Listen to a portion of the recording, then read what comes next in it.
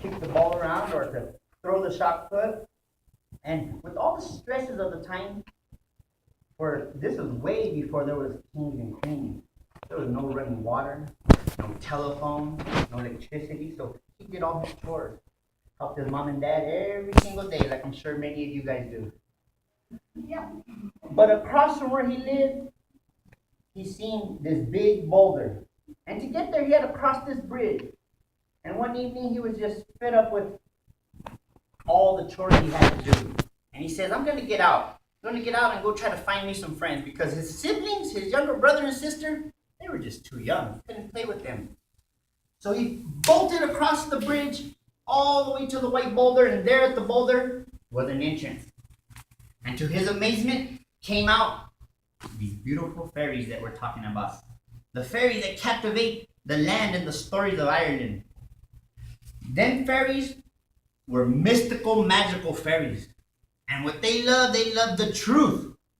They loved the truth and they loved happiness, you guys. All the elements that Elidor was looking for. And they told him, come with us to the other side and we shall play games and have a wonderful time. For we have basketball, soccer, shot put. And the young ladies may even do figure skating or gymnastics. They had all the things necessary to get their exercise on.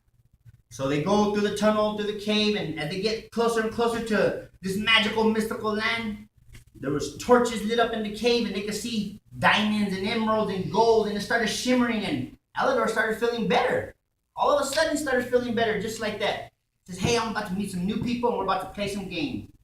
So they crossed into the other side, and bam! To his surprise and amazement, it was like, have you guys ever seen the Candyland board? All the different colors? What about the colors of the rainbow? Man, there's a lot of colors in the rainbow. What about a bag of Skittles? Yeah. Well, that's the way it looked. It looked all kinds of colors. Any color you can imagine was there. And there were steps like such made of diamonds. And there was flowers that had the most velvety green leaves with the most reddest ruby flower itself. And all the places of the steps where the people sat down and watched the games were made out of gold. All the seats were made out of gold. And at that moment, the two fairies took him all the way up to the chief fairy. The chief fairy had a tall black hat. He had black shoes. He wore a green outfit. And he had a green clover in the middle of his shirt. And he said, welcome, Elidor. We've been waiting for you. For we have here all the fun and games you could possibly imagine. And what we have here, we seek to find truth and happiness. And they would go along singing, happy, happy, true, true, happy, happy, true, true. And they were just a jolly bunch. Their smile went all the way across their face. And Elidor seemed to like it there. He too began to smile.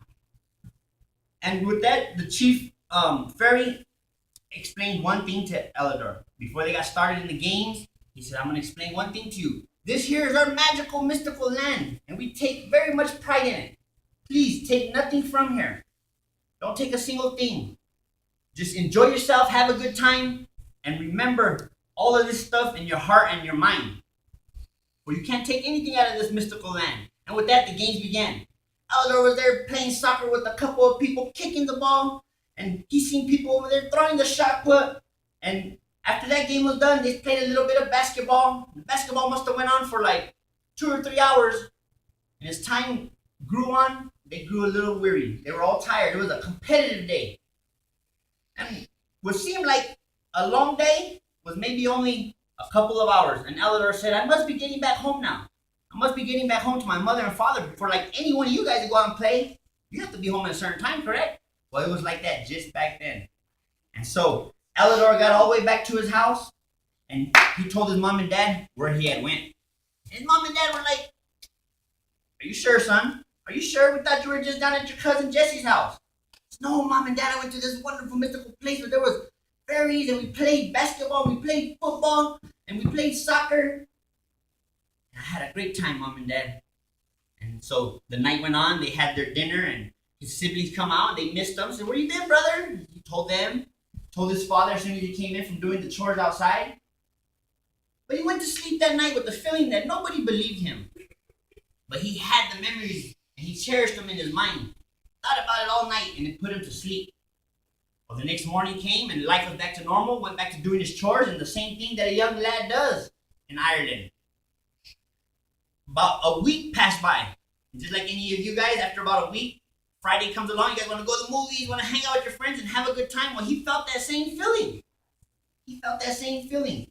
So he made his way back to the cave again, bolted all the way across the bridge to the cave, to the entrance, down to the tunnels where the torches are lit up, and into the magical, mystical place again. And there the people were happy, happy, true, true, happy, happy, true, true, smiling and just happy as ever, having a great time there in the mystical, magical land of Ireland. And they took him once again, the fairies that met him at the entrance of the cave took him up to the chief fairy. The chief fairy welcomed them back, told him, let the games begin. But remember, what did he request? Good job. Very good job.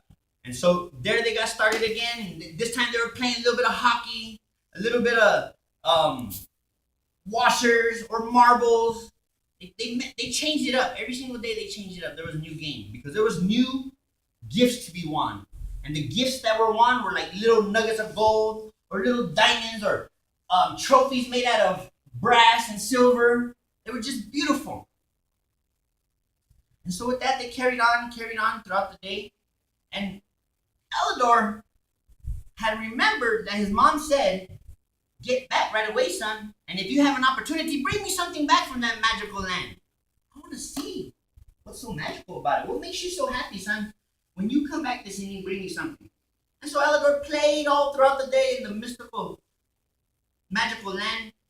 And he said, it's time that I get ready to get back to the house. But he dwelt with something on his heart real heavy. For the chief fairy said, take nothing from here. This is our place. We want to respect our home. But Elidor fought. He fought with the temptation to bring something back to show his mom. He wanted them to believe him. It was two different worlds. How could they believe him if he didn't take anything back? He stopped for a moment and said, what could it hurt? I'll just take this flower. Beautiful flower. I'll just take this flower back for my mother. And with that, he snipped the flower and hid it in his coat pocket and made his way out to the entrance. And his friends followed him all the way out to the front and told him thank you for coming. They had a great time, as they always had. And he bolted all the way across the bridge back to his house where his siblings were sitting outside.